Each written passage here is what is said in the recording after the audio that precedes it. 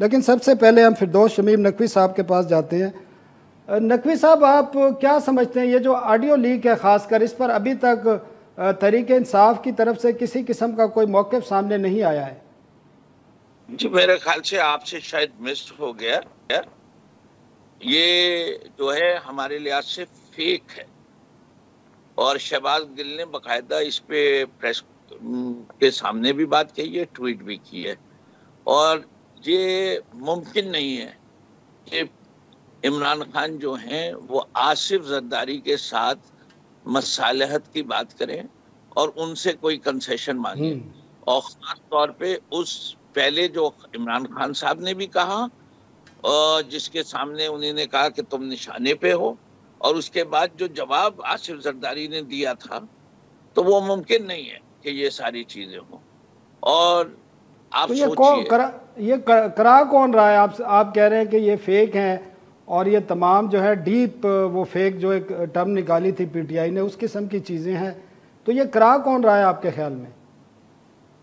سر دیکھیے، مجھے کیا اس پہ قیاس سرائی کروں؟ obviously جس کو فائدہ پہنچنے سکتا ہے وہی کرا رہے ہوں گے۔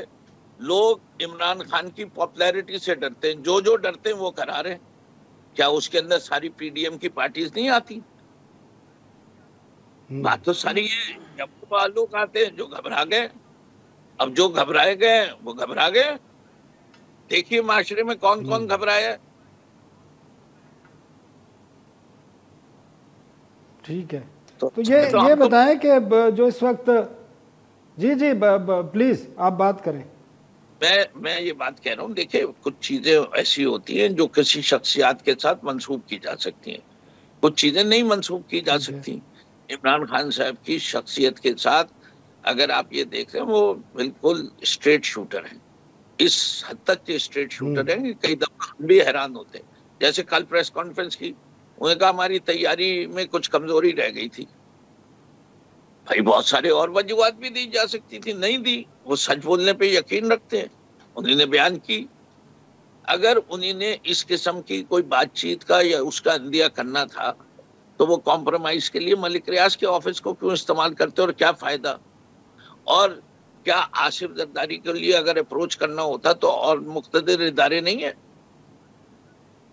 جنہیں نے، اگر آپ نے کہنا ہے کہ جن کا ہینڈ ہوتا ہے، ہڈن ہینڈ ہوتا ہے، ان کا تو وہ حوالہ دیتے رہتے ہیں۔ وہ آپ کیا سمجھتے ہیں جو ان کی ڈیمانڈز ہیں کہ فوری الیکشن کرائے جائیں، الیکشن کمیشن کو جو ہے دوبارہ سے اس کو ریکنسٹیٹیوٹ کیا جائے، اور کچھ اور ڈیمانڈز ہیں، آپ سمجھتے ہیں ان ڈیمانڈز کے حوالے سے بھی وہ اسٹیبلشمنٹ کے کا بھی حوالہ دیتے ہیں، سپریم کورٹ میں جانے کی بھی بات کرتے ہیں؟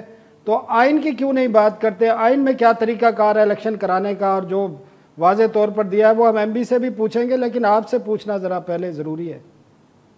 اچھا جی، پہلی چیز، آپ کے خیال سے پنجاب کے اندر جو موجودہ صورتحال ہے، 5 آدمی نوٹیفائی کیوں نہیں کر رہا الیکشن کمیشن آف پاکستان؟ اور 5 آدمی نوٹیفائی ہو جائیں گے تو اس کے بعد کیا صورتحال آئے گی؟